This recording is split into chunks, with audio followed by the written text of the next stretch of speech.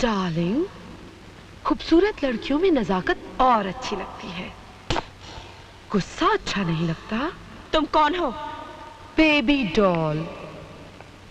हम खूबसूरत लड़कियों की नंगी तस्वीरें खींचते हैं, मतलब ब्लू फिल्म बनाते हैं। कपड़े उतारो और बिस्तर पर लेट जाओ। नहीं, अगर तुम प्यार से मान जाओ तो ठीक है। हम मुर्दों पर कफन डालने में जितना टाइम लगाते हैं, उससे भी कम टाइम में इज्जतदारों के जिस्म से कपड़े उतारते हैं, समझे? भगवान के लिए मुझे छोड़ दो। स्टार्ट।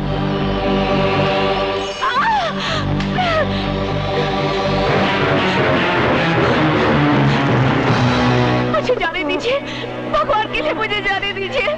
नहीं,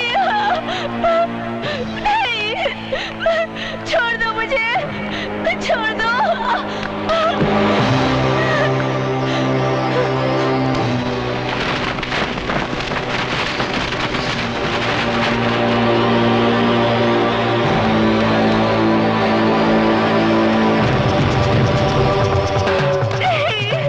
अरे यार, कुछ मजा नहीं आ रहा है। पहले इसके कपड़े वपड़े फाड़। कमीने, कुत्ते, छोड़ दो मुझे।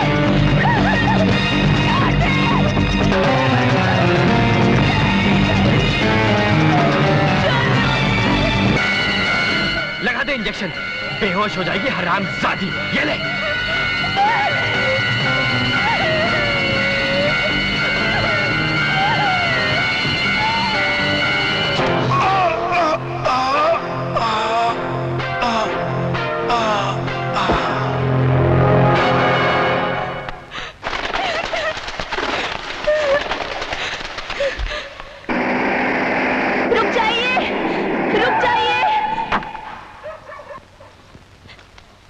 जबरदस्ती मुझे स्टेज से उठा कर ले गए।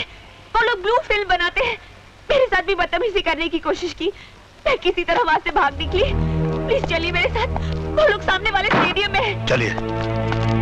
आइए, आइए इंस्पेक्टर साहब, यही है वो जगह जहां वो बदमाश मुझे लेकर आया था, उसी दरवाजे से।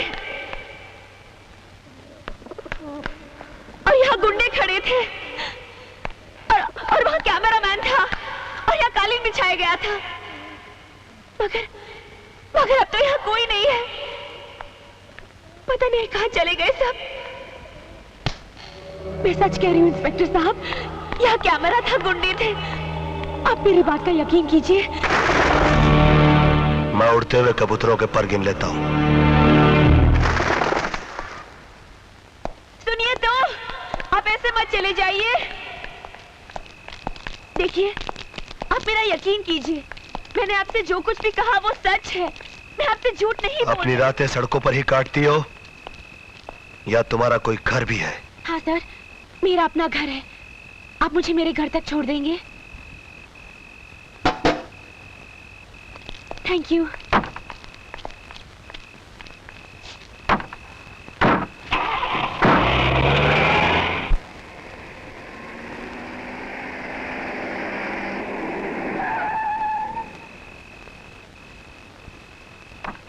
सर, यही मेरा घर है। आइए ना मेरे घर में। मैं चाय बहुत अच्छा बनाती हूँ, आइए।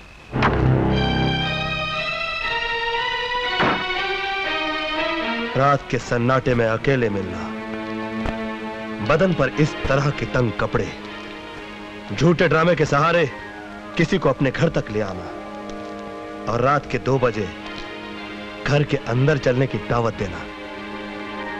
बोलो, अपने आप को कितने में बेचती हो? जी? तुम जैसी लड़कियों के साथ तो बहुत बुरा सलूक करना चाहिए, मगर मैं उनमें से हूं जो बाजार की गंदी नालियों की तरफ देखना भी पसंद नहीं करता। साहब, रुक जाओ। एहसान जताकर मत जा, सुन ले मेरी बात।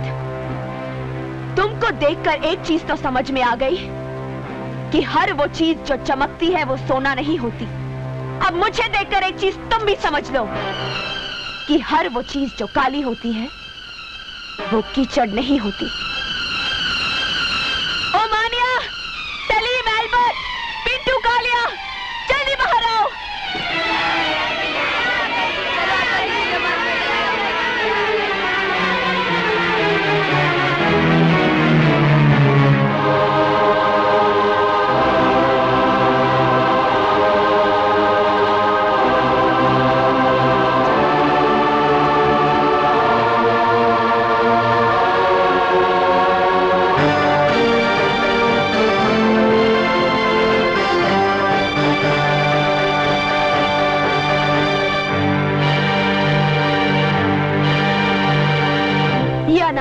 अपाहिज बच्चे हैं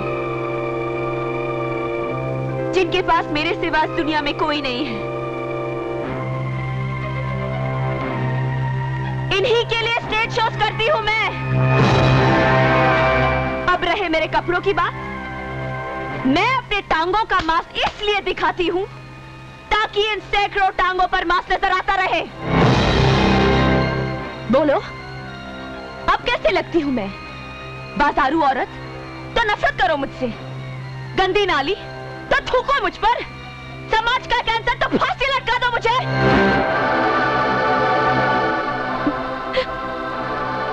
तुमने तो किसी न किसी औरत का दूध जरूर पिया होगा।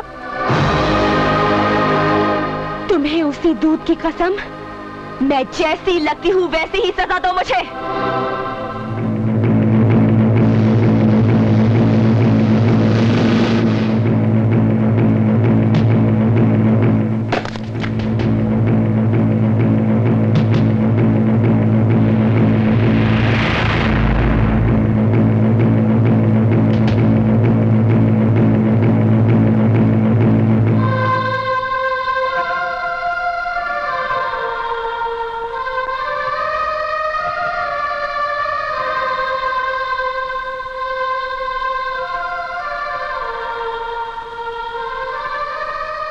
मैं पवित्र गीता को पहले इसी तरह माथे से लगाता हूं, फिर होठों से इज्जत देता हूं। लेकिन मैं, तुम में भी एक महाभारत है, तुम्हारे हर शब्द में क्रांति है। तुम भी पवित्र गीता की तरह हो, इसीलिए तुम्हारे साथ ये सलूक करना पड़ा।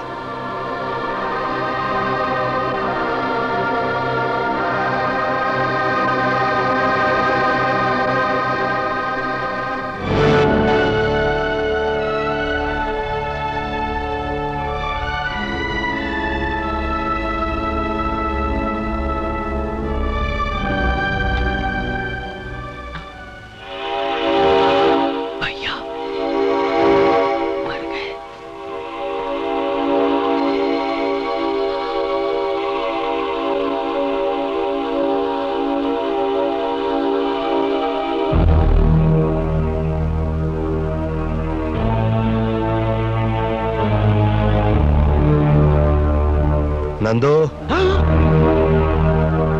इतनी रात को कहां से आ रहे हो?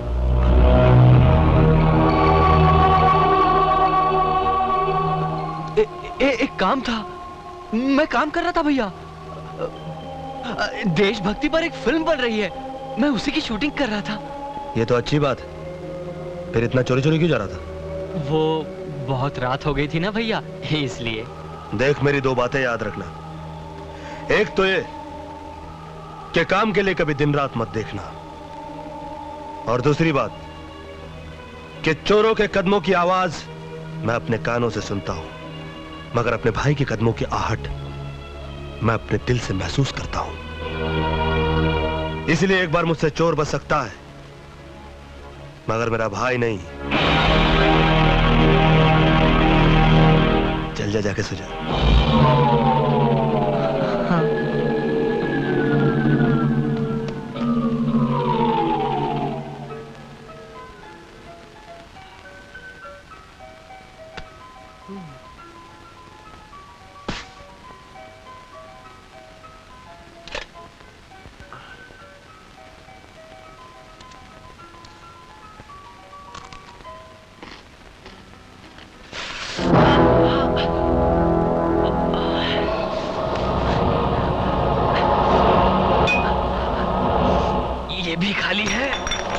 चल रहा है, क्या करूं?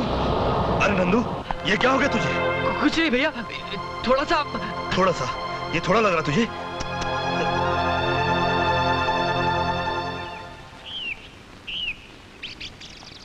चल पहले पुलिस स्टेशन चलते हैं, उसके बाद घर जाएंगे। Police station? अरे नहीं भैया, आप ही जाओ ना। अरे तू तो एक आम आदमी की तरह पुलिस स्टेशन के नाम से घबराता है। तेरा भाई इंस्पेक्टर है। Now come on.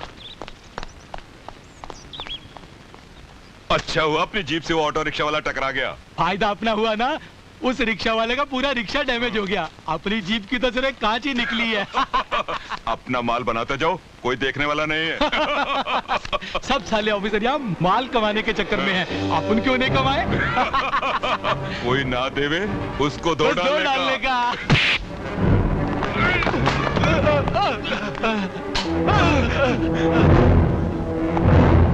माइल्स,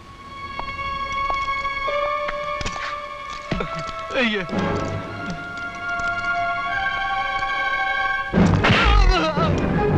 धुलाई उन्हीं कपड़ों की होती है जिन पर मैल लगा हो, समझे?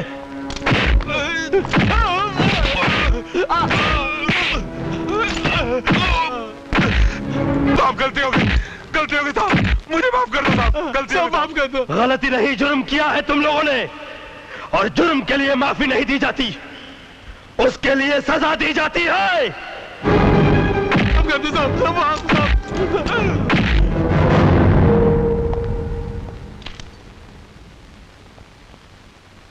नंदू कहां चला गया? ओह, कॉलेज चला गया हुआ।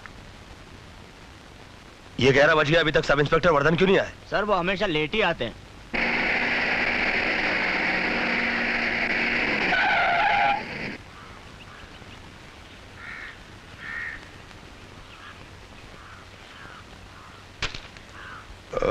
एक्सक्यूज मी सर, वो क्या है कि मैं किसी दूसरे मूड में था, इसलिए मैंने वो सिगरेट काम फेंक। तुमने अपनी घड़ी तो खरीद के पहनी होगी।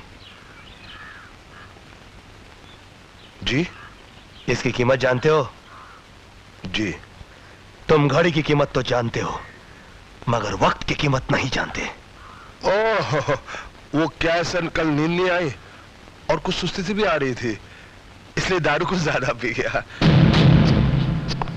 मिस्टर आदर्शवर्धन, तुम्हें इस बात का कोई हक नहीं पहुंचता कि पुलिस की फर्ज की गंगा जो कि कानून की गंगोत्री से निकलती है, उसे तुम अपनी गंदी आदतों के गटर में डाल दो। सर, मैं भी एक पुलिस ऑफिसर हूं। आप कमरे के अंदर भी मुझे यह भाषण दे सकते थे। यह भाषण नहीं, यह मेरी वार्निंग है मिस्टर आदर्शवर्धन। और मेरी वार्निंग तुम्हारे सिगरेट केस के ऊपर लिखी हुई वार्निंग की तरह नहीं, जिसे तुम भूलकर सिगरेट के कष्ट लगाया करते हो।